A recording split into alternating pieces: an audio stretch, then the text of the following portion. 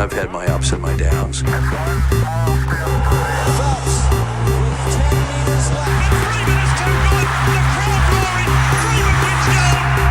think it's an absolutely breakthrough experience. Welcome to the Physical Performance Show, the show designed to inspire the pursuit of your physical best performance. I'm your host, Brad Beer. Listen in as we delve into how the world's top physical performers achieve their success, as well as the highs, the lows, and the journey of getting there. Let's get ready, set, let's go.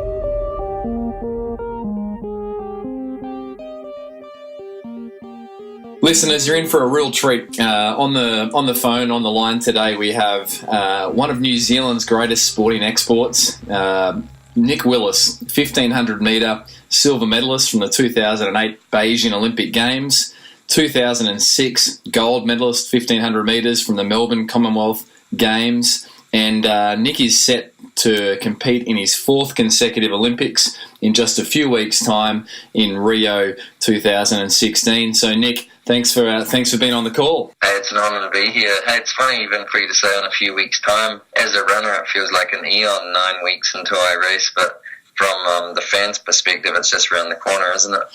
Yeah, I know. It's so, Nick, to explain how do you approach an Olympic Games as opposed to a World Championship, International World Championship, meet or a New Zealand Championship? Do you approach it any differently, or how do you approach it? Yeah, I think the only major change is the component of the media's microscope on what you're doing. There's a lot more interest from the general public, not just the track and field fraternity or athletics fraternity.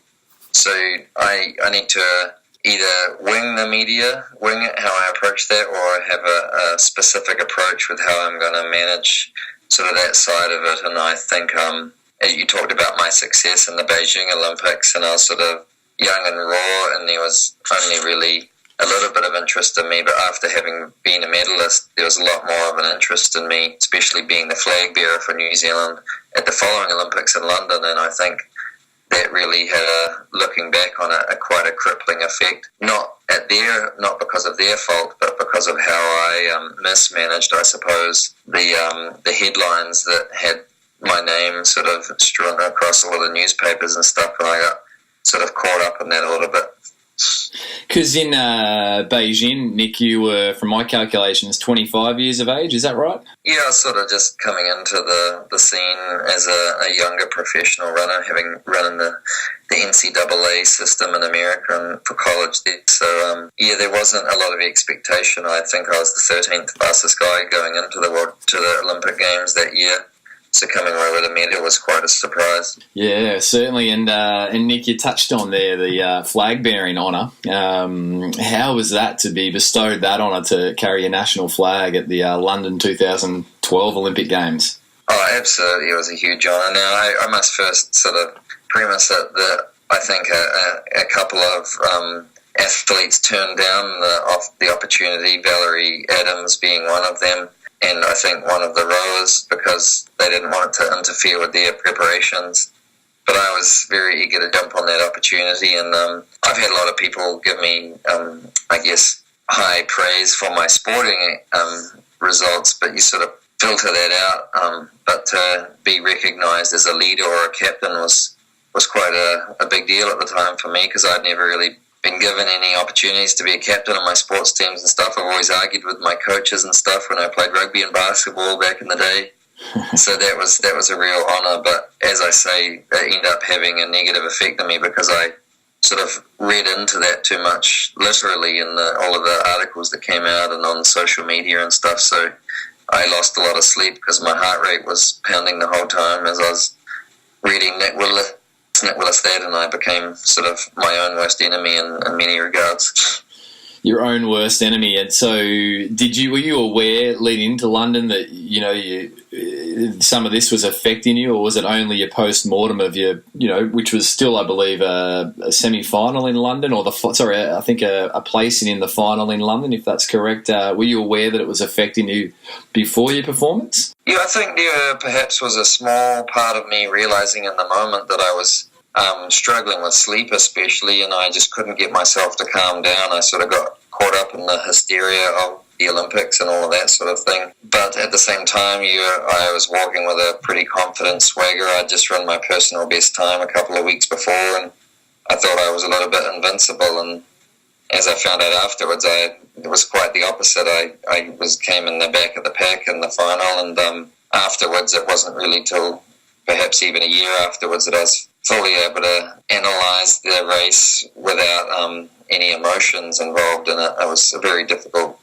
sort of memory that I sort of wanted to forget about, and I think that was absolutely a part of it, a mismanagement of a lot of the external factors involved in being in Olympic Games and being a high profile figure. Because Nick, what was your London result? I think was it a final? You made the final? Yeah, I made the final, but I basically had nothing in the tank left once the gun went off. I think I just ran out of a lot of emotional and physical energy, and I was a non-factor once the real players came in and started their final launch for the finish line with 300 metres to go, and I felt like I was in one of those bad dreams where everyone's running and you just sort of feel like you're in quicksand, And I was just watching. I had a good seat as a spectator, but not as a participant.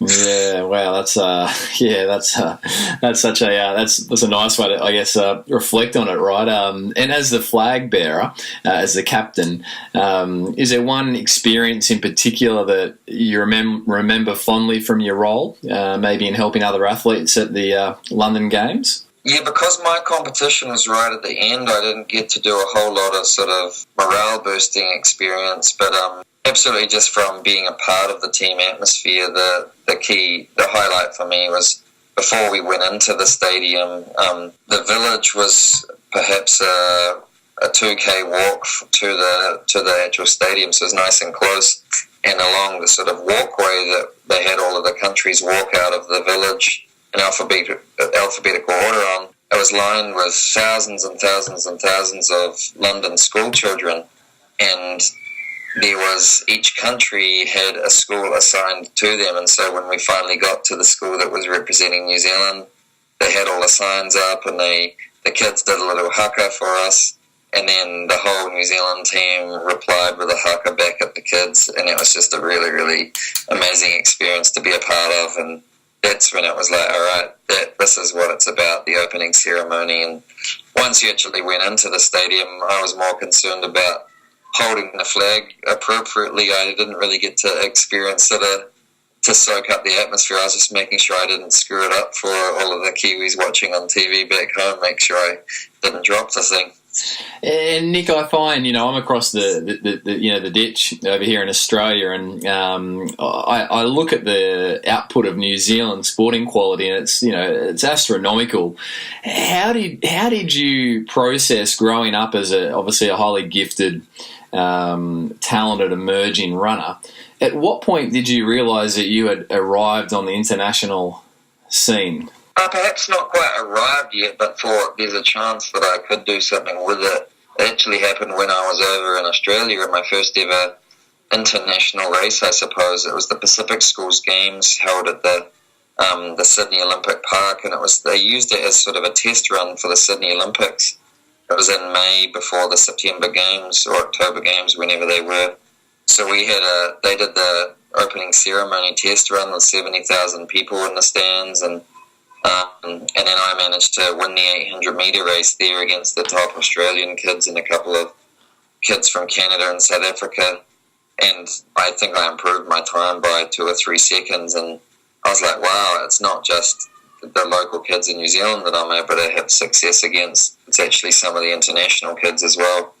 And it made me really sort of put the skateboard away in the closet, maybe put away some of the bad social habits that most Kiwi and Aussie kids get up to as 17-year-olds. Yeah. And I thought, I'm really going to give this a real crack. And that was a really important step to sort of own the identity that I'm going to be a runner, not just a kid who happens to run on the side, if you know what I'm saying.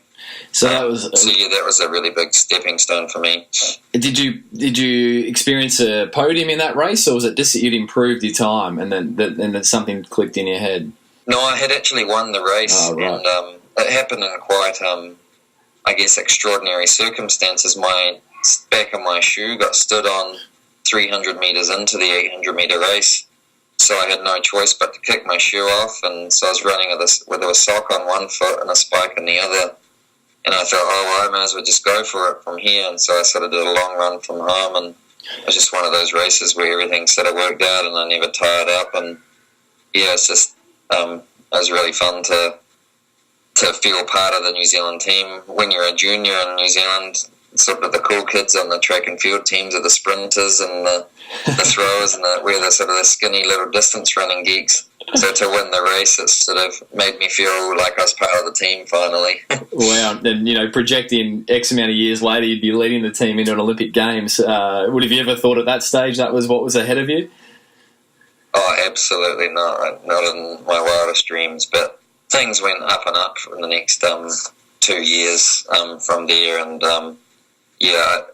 I managed to drop my times to times that were competitive with anyone in the world. I ran a 1:48 800 and a 4:01 mile at the age of 17. It was 6 or 7 months after that, and that pretty much solidified that this was going to be something I'm going to, I guess, no option but to commit to for the next 10 years.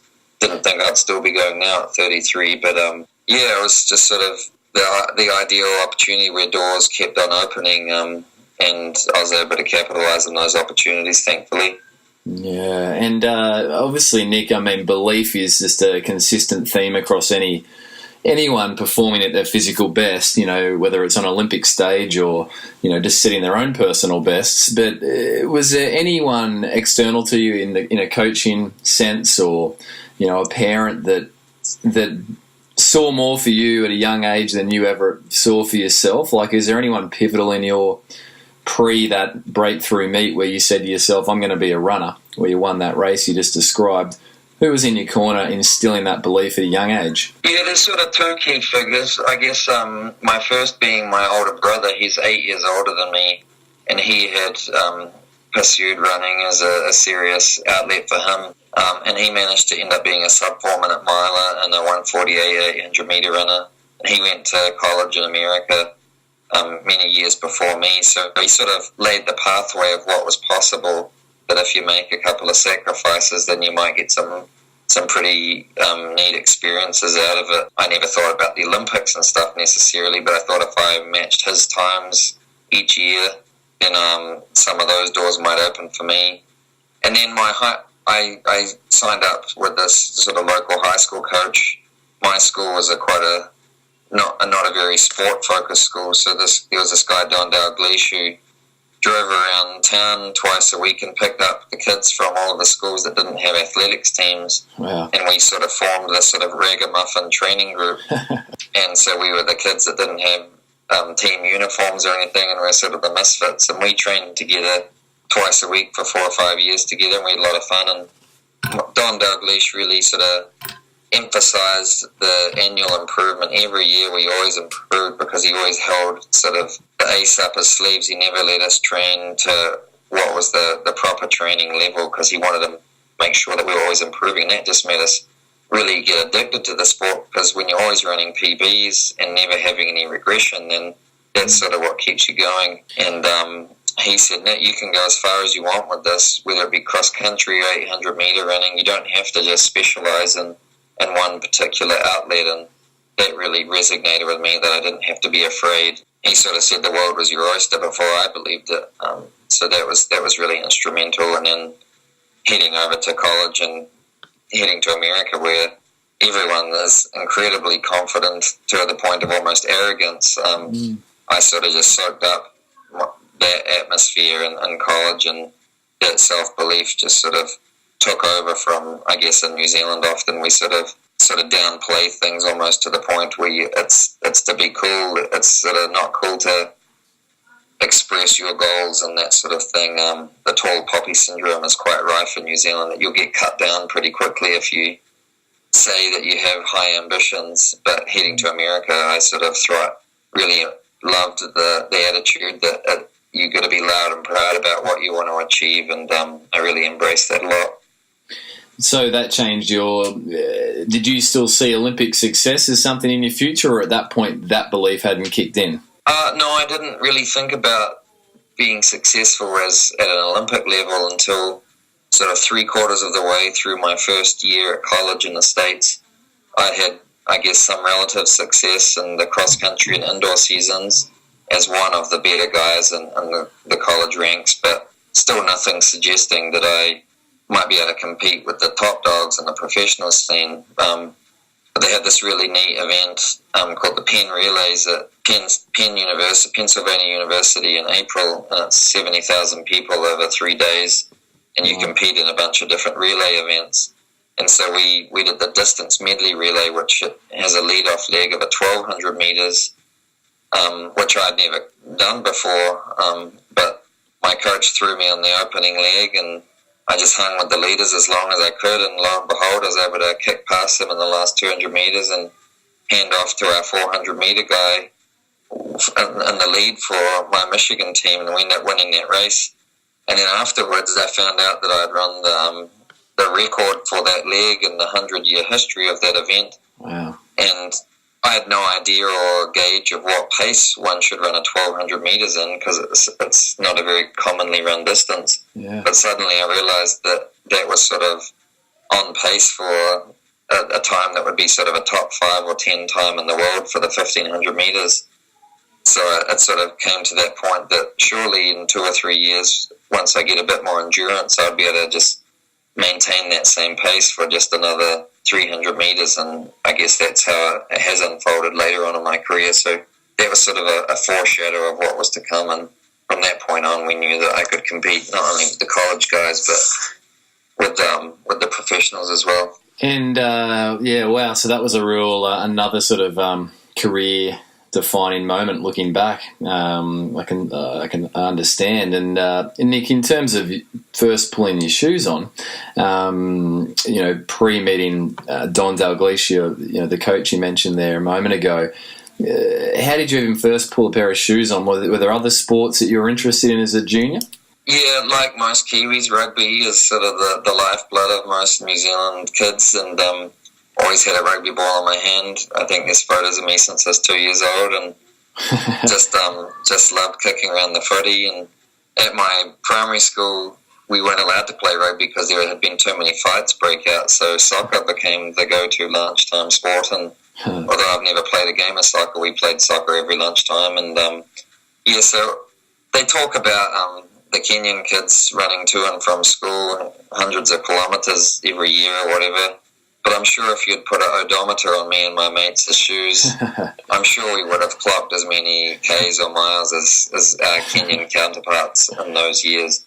Perhaps not getting to and from a destination, but just always running about, playing lots of different sports. And in terms of athletics, my family, as I said earlier, my brother's 8 years older than me, and I have a sister 4 years older as well. They were involved in the local sort of little athletics, picnic athletics meetings where you'd go down to the local grass park, and you'd jump in every different discipline. You do the high jump, the long jump, the shot put, the sprint races and stuff. And so you're not allowed to start until you're 7 years old in New Zealand. So I think as a 4 or 5 year old, we signed up as a 7-year-old, and I started doing all of those races because my siblings were already down there as well. And so that became my summer sport, and rugby was my winter sport. And then when I got into middle school and high school, I tried out all the other stuff, not with a lot of success, but I enjoyed playing golf and basketball and tennis as well. So you're well rounded. And Nick, I mean, obviously, I think you've made a very wise choice given your incredible turn of speed for middle distance running. I'm not sure if the body type would have translated well to rugby union. So I think, mate, obviously, that worked out well. Yeah, well, it wasn't by choice, I'll tell you that. My dad was a relatively successful rugby player representing Wellington, and oh, wow. the beauty is in high school in New Zealand, they do it by weight grade. So I was able to play in the under 55 kg grade all the way through high school. So there's a lot of fun playing against the younger kids as well. Oh, there you go.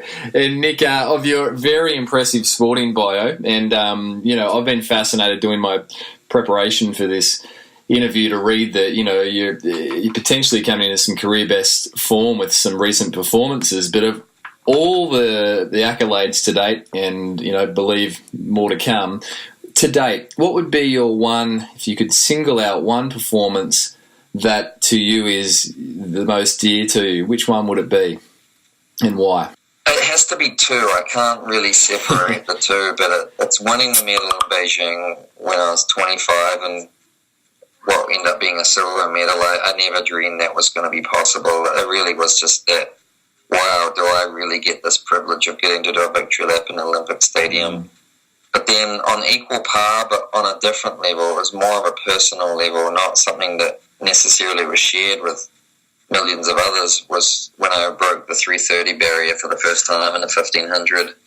Just as such a fan of the sport growing up, let alone a participant in it, just I've seen these guys year after year at the very top of the sport running these sort of mythical times that I never even dreamed that I would have a chance to experience doing that myself. And there's something about passing through the lap splits, the 400, the 800, and times that you never thought you could do once around the track, let alone 3 3/4 times. So it's just sort of one of those incredible moments where your legs just never tire. And that was very, very important to me after having already won a medal to also get that time. It doesn't matter about what other people do. That was just relative to my own ability to really see what my limit was. And that's very relatable, I think, with a lot of people around the world who take part in half marathons and 10Ks, even if they're finishing 10,000th place in the city to surf. Everyone wants to push their own limit, and that was it for me.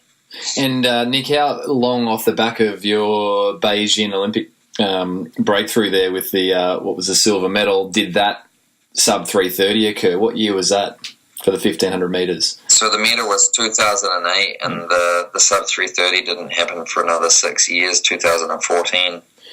So after the medal, here I was thinking, I'm going to take the world by storm. I'm going to race all these Grand Prix races and win a lot of money and sort of travel the world, yada, yada, yada.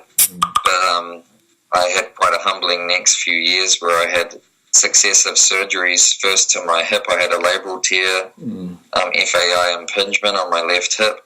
And then the following year, I had a lateral meniscus tear in my right knee, and then the following year, the same thing to my right knee. So I was sort of hobbling around recovering from surgeries for the next 3 years, so I had to really sort of relearn how to do it all. But thankfully, I've come out the other side a more mechanically sound athlete and haven't really had any major injuries since then. Thank you. Yes. Thanks very much. And Nick, was there a period through that, you mentioned the word regression earlier, through that rehabilitation of those multiple injuries where your commitment wavered and you wondered if you were going to actually get back?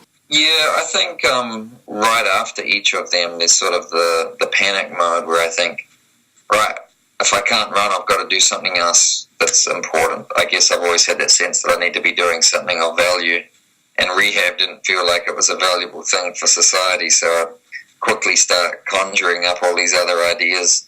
But thankfully, I was blessed with a very wise woman as a wife who quickly set me straight and said, stop being distracted. You have an important task, and that's just getting healthy again. And I was surrounded by a lot of encouraging people, both in the medical profession through my physiotherapist and my massage therapist, who were treating me twice a day, but also my coach and my wife especially, who just surrounded by a great team that had a greater belief in me than I did myself. And then I realized that if they're going to commit to me, then I have to commit to myself also. Yeah, wow. And your family expanded, Nick, I believe in recent years with the birth of your first child, a baby, a boy, Lachlan. How did Lachlan's arrival, how did that change your outlook on your running and the significance of what you do? Yeah, that's just been a huge amount of fun, to be honest. I mean, I've experienced so much in the sport up to that point anyway, so I felt like my running was still going to be an important vessel for me to be able to provide for my family, but it wasn't going to become still the important factor, and with everything else being put to the side. So we wanted to become parents, and we're blessed with a beautiful boy, and turned out that putting him as a focus and making sure that I still did all my important tasks as a father, they didn't actually impede, but in fact they actually, we believe, aided my running even more, perhaps because I wasn't so one-track minded, and I sort of was freed from a lot of the stresses that I'd put upon myself, and there's a lot of freedom involved with sort of running being an outlet of a stress release, I suppose, to a lot of the stresses that come with being a parent of an infant. And yeah, my results have only improved since having a young son to think about as I step on the start line, thinking he's going to be watching these videos one day. I hope he's proud of his daddy's performance. Yeah, it's amazing. I've certainly observed as a physiotherapist, Nick, doing a journey along different athletes over the years, and with the birth of their first child, it's almost like the commitment level, even in careers where there's longevity, can just take a next step, and so that's just such an interesting experience. But obviously, it makes sense, as you say, when you want your little boy to look at the videos and say, "That's my daddy," right? Yeah, even just from a practical standpoint, I want to be able to spend as much time as I can with him, and I want to be able to provide financially for my family. And the coolest thing about being a professional runner is that not only am I my own boss, although our training is very intense and labor intensive, and it requires travel, I'm only really away from home 2 or 3 hours maximum a day, so I'm able to spend a lot of time with my son. So it incentivizes me to do this for as long as possible, as opposed to being stuck away commuting and behind a desk for 10 or 12 hours a day. And I have a lot of respect for people who have to do that, but it makes me want to keep doing this for as long as I can, if I'm able to. And Nick, that longevity is something that is outstanding. This would be your third Olympic Games. Do you attribute anything else, in terms of your longevity and success in your sport, and this recent great form that you're in? I mean, what are the secrets behind that? Yeah, I have, I guess, more questions than answers, but it's a very interesting sort of experience, because even I, sort of the last couple of years, sort of, you start putting limits on yourself, or you think, well, I better make the most of it this year because the regression's got to happen next year. Certainly, all these other people, their careers wound down when they hit that 30-year-old barrier, So I guess one of the I don't know if it's a theory or a question I have is I had a very delayed onset of puberty, I suppose, or I was a very late developer in high school. I didn't really start going through those growth stages until I was a late 16-year-old, early 17-year-old. When all my mates were shaving early, I wore a T-shirt under my singlet when I played sports because I didn't want people to see I had no hair under my armpits, sort of thing. So one of my questions is, does a late onset of development, does that mean perhaps I have a later sort of regression of my testosterone levels when I'm older? I don't know. That's one of your questions. Sorry, Nick, I didn't mean to cut you off there. That's one of your theories. I'm wondering that. I haven't been able to find any literature that even talks about that. When they talk about aging and testosterone levels reducing, they just say it happens at a certain age. They don't say it's relative to anything necessarily, that I've found anyway. Do you have any knowledge on that? Well, Nick, I don't in terms of literature, but I can throw into the Nick Willis theory, N equals 2, and I must be very crystal clear. By no means am I putting myself in the level of runner of yourself, Nick. But as a recreational runner over here in Australia, fascinatingly, I just ran a PB at 35 years of age in the half marathon, and it was wonderful. But it was also, when I reflected, a bit frustrating, because I thought, what was I doing in my 20s? Why is this happening in my 30s? So, and Nick, I too was a very, very late developer. And when you said the story of wearing a shirt, it made me sort of smile. I remember being at swimming training. I was a junior triathlete and not wanting to put my arms up over, up high in the air because just like you, I didn't have any hair under my arms. So, mate, you've actually made me really think. So I'll keep looking into this. And you can do this as an actual podcast. You can do research about all this. yeah. Now, I'm sure there's variances, and some people might have a shorter window when they have this maximum testosterone level. But I don't know. But perhaps that's a factor. But I also attribute the fact that I did have a lot of injuries during my career. Not only those surgeries I talked about, I had several stress fractures earlier in my career. So I haven't necessarily been willing to sort of put my body on the line. People use Craig Mottram as an example of someone who really got the most out of his career, and he ran some incredible times.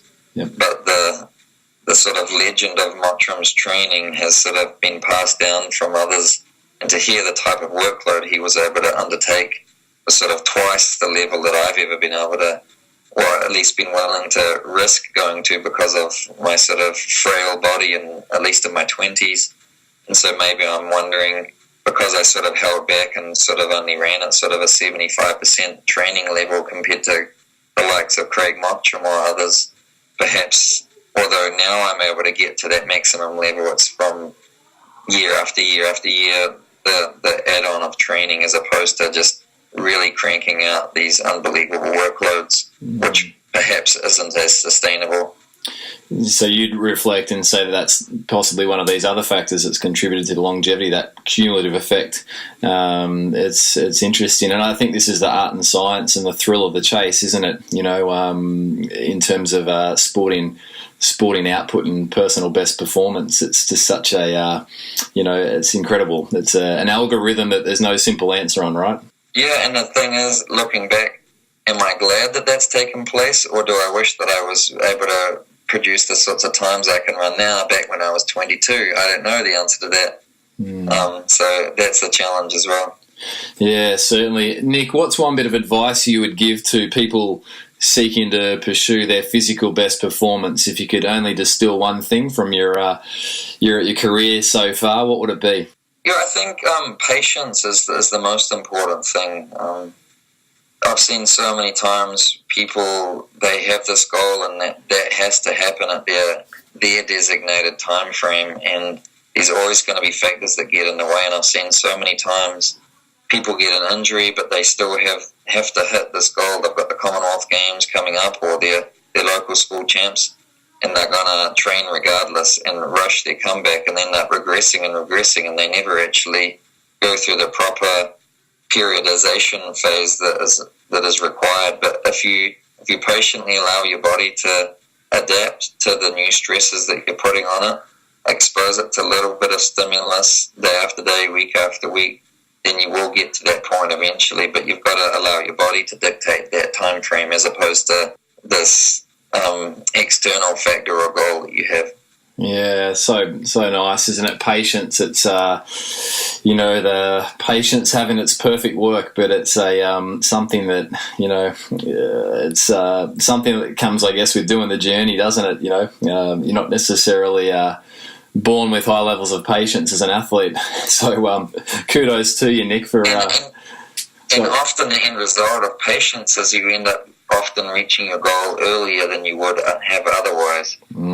So it ends up being the indirect shortcut, as it is anyway. Wow, that's I've never looked at it that way, Nick. That's profound. Nick, in sort of bringing this to a close, I know you're over there in New Zealand and you're off to the airport early in the morning to fly out of New Zealand, so I'm conscious with a few weeks to go. No, I'm actually in my home in Michigan. I stayed on in the States after I went to college. Oh, so I went to the University of Michigan and got married to a local girl from down the road in Kalamazoo, Michigan, and we return back to New Zealand every Michigan winter, which is the Kiwi summer, spend a couple of months home. So here I am in the States, and I've got a race in Boston in 2 nights, so it's just a nice, easy 2-hour flight that we're going to take tomorrow. Oh, sure. Still sleep's so important. So you're in Michigan. Nick, couple of questions. Favourite training session, what would it be? Sorry, you got to repeat that again. You got a bit fuzzy right there. Sorry, Nick. Your favourite training session, what would it be? I really enjoy this one that we called the Arb Loop. It's 3 9-minute efforts where the first 6 minutes is this flat tempo effort. Where I am, it's around this sort of grass prairie, and then the final 3 minutes is a climb, sort of at a 8 or 9% gradient. So it just really kicks your butt, but then you come out of it after that workout the next day, you're not that sore, because when you're just always pounding it on the flat, you got to deal with the impact. So it's what I call a swimmer's workout. Swimmers can work out every day and come back again because they're not getting the impact of hitting the ground. And by running the last bit of the workout on the hill, I sort of feel it takes away that impact effect, which really crushes your legs as a runner.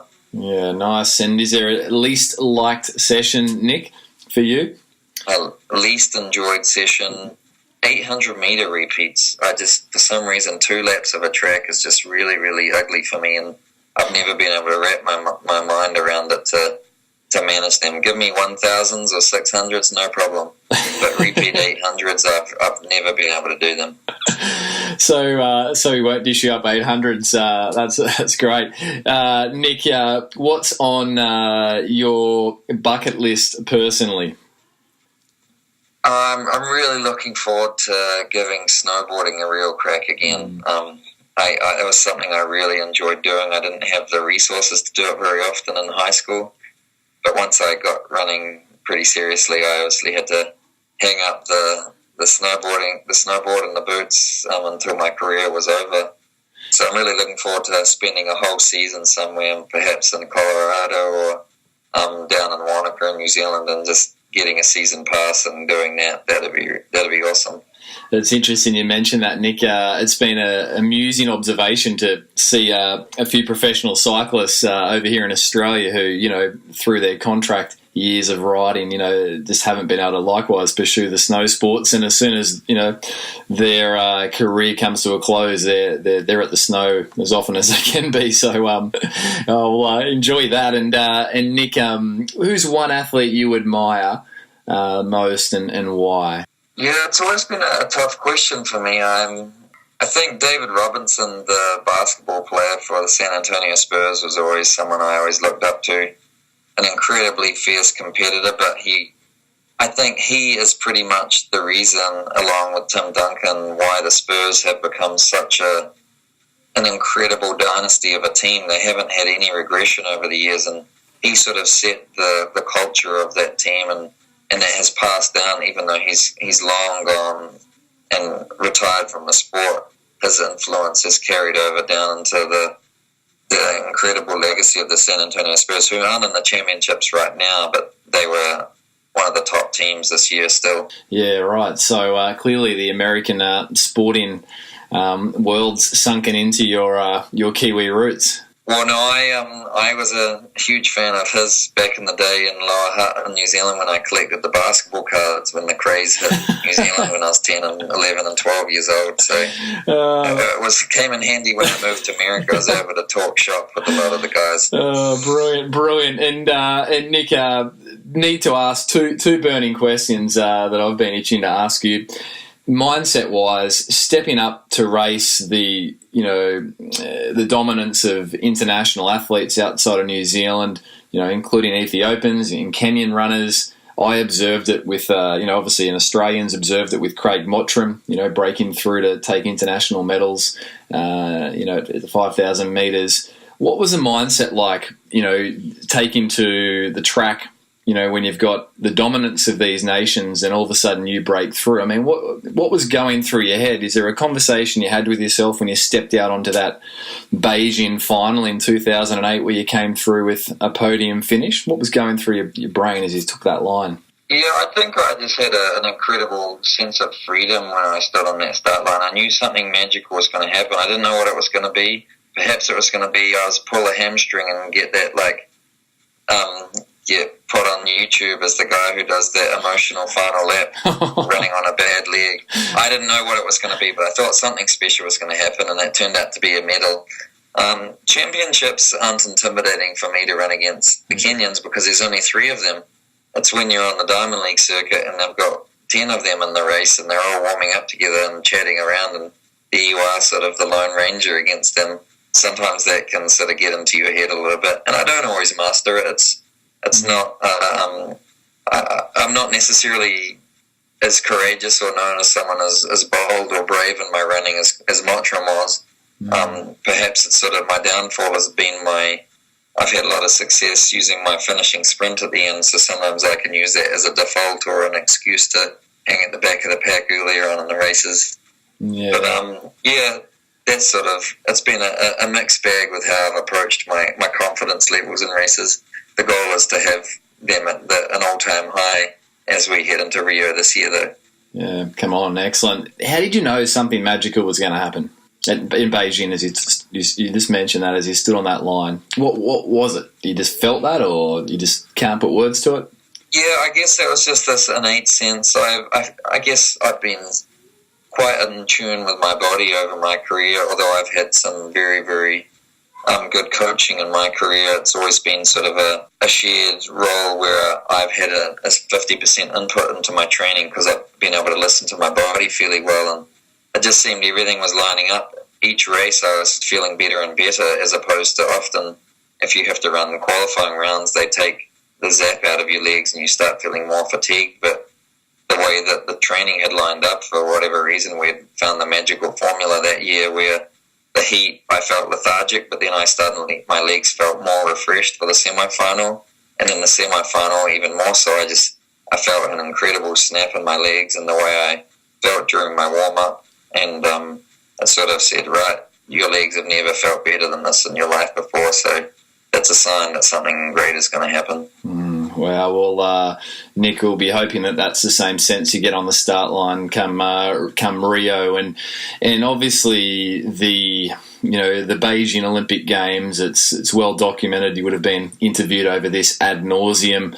The relegation up the podium from the what was at the time a bronze medal, which 3 years down the track you were awarded the silver medal with the testing positive of the gold medal winner, the Bahrainian runner. Nick, what's the one? How did you move past that? How did it affect you, and what was your key to so clearly moving beyond that and going to greater things like you're clearly going towards? Any insights there?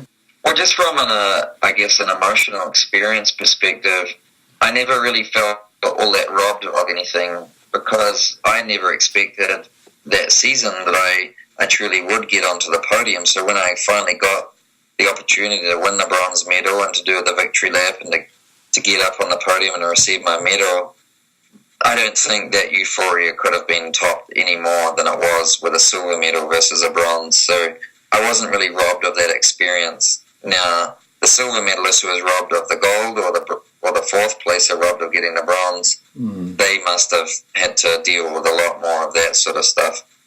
But at the same time, the specific person, Rashid Ramsey, he was a person that we on the circuit had very little question in our minds about his sort of approach to the sport after sort of coming out of nowhere to win the double victory at the 2005 World Championships in Helsinki in the 800 and 1500, sort of an unprecedented double since the days of Peter Snell, really was the last time in 1964. So it was just some vindication, I suppose, that all of this hearsay was then proven right, because just like the Lance Armstrong thing, everyone has their theories, but until it's actually proven right, you just sound like you're a gossiper, I suppose, based on a lot of anecdotal evidence. It was more relief and vindication as opposed to a sense of emotional robbery that I'd never really experienced. Yeah, so does it make you, I mean, it's interesting, I imagine when you're that close to the world that you inhabit, you get a real sense, as you said, for something that's a bit outlier, it's a bit of an outlier type performance. It's not quite, potentially how it would normally work. Does it make you cynical, or is it more that it's like, well, no, we could see that was a bit of an asterisk, that wasn't quite how things normally progress in this sport? Or does it more of a pervasive effect across, how you approach, competing with other athletes, Nick? Yeah, I'd be lying to say that there haven't been times where I have gotten cynical, but thankfully they've been not all too frequent. I suppose the prevailing mindset that I've had right from the beginning was that it was sort of an understanding that this is the sport that I've chosen to be a part of, and I've sort of been privy to a lot of sort of the inside scoop on how our sport is run, especially with all this corruption stuff that's taken place and become more publicised in the last year, just from the organisational standpoint as well. So I signed up for that when I first got into it, and I knew that was the sport that I was going to be a part of. And if anything, I think it's gotten better. And so the fact that I was willing to sign up in the first place meant that there's no point really getting all that upset. Like most facets of life, there are going to be people who take shortcuts or are going to do things in a corrupt fashion. People still start up businesses and they're going to be entrepreneurs, knowing that they're going to have a lot of crooks in their field of line of work as well. But it's not going to stop them from pursuing their dreams, and I suppose that's the same approach that I've taken. Yeah, well said, Nick. Mate, in closing, at the end of your career, what do you want to be remembered for? I try not to, because then you worry about how other people are viewing your races, and then you end up not running freely. But yeah, I do. I guess I want to be known as someone who isn't always just running at the back and running afraid. And although I have been known to run cautiously at times, I want to be known as someone who took that risk, who took that chance. And that's how I raced the World Indoor Championships this past March, when I took the lead with 400 metres to go and got pipped on the line and ended up with the bronze. But yeah, someone who put it all on the line, but also someone who really cares about how the sport is left behind as well. There's not much I can do personally from helping clean up the sport, but to show that the next generation that you can win medals, you can run these sort of world-class times that otherwise people might think that aren't possible without illegal assistance, to set the precedent for the next generation to say, hey, it is worth giving it a crack, and if you do it for long enough, that you can reap the benefits of consistent year after year training to reach these sort of performances that otherwise people might believe require sort of outworldish talent or assistance. So in essence, you're purveying hope for the next generation. Yeah, I suppose. Sorry for rambling on a bit. No. I think, Nick, your insights are profound and clearly someone that has had the longevity. Let's believe the best is ahead still with your running come Rio and potentially beyond. And clearly the thing that I really get excited about, Nick, when I have the privilege of interviewing someone like yourself with longevity or working personally alongside athletes at times here in Australia that are the enduring champions, is that it's the character that sustains that success. So, that character's obviously birthed out a whole lot of insight and reflection. So, Nick Willis, thank you so much for your time. And I know the listeners of the Physical Performance Show will take a lot out of this. And in terms of going forwards, all the very best for Rio. I'll certainly be tuned in as keenly as I was when in 2008 in Beijing I was glued to the TV because a mutual friend of ours who was actually working with me at the time at the physio practice went to school with you, and he was over there watching you. So I will be glued to the TV come Rio. We wish you every success both on the track and with the family for the years ahead, Nick. My mate was in the stands with NZ shaved into his hairy chest. We'll name him Hamish Vickerman. No, we're both big fans of Hamish. So, Nick, all the best, mate. Really appreciate your time. Hey, thanks very much, Brad. Take care.